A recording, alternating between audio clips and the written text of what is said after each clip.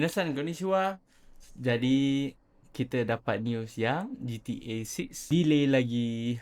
So mungkin semua orang dah tahu dah sebab saya share ni pun lambat. Saya pun hari tu dah tahu tapi cuma tak ada masa nak buat recording lagi. So hari ni saya share lah yang GTA 6 akan delay lagi kepada November 19, 20, 26.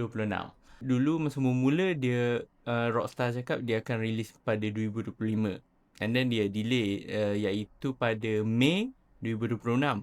So sekarang kita pun dapat tahu like 4 hari lepas, 5 hari lepas macam tu, dia announce yang dia akan delay lagi sampailah November 2026. So apa yang dia cakap kat sini, but this extra month will allow us to finish the game with the level of polish you have come to expect and deserve.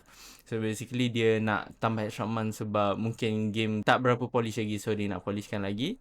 So apa pendapat korang? Korang macam nak di close sekarang ke macam tak apalah, dia orang ambil masa dulu sebab asalkan game tak keluar tu tak bagi, tak messy dan apa semualah kan.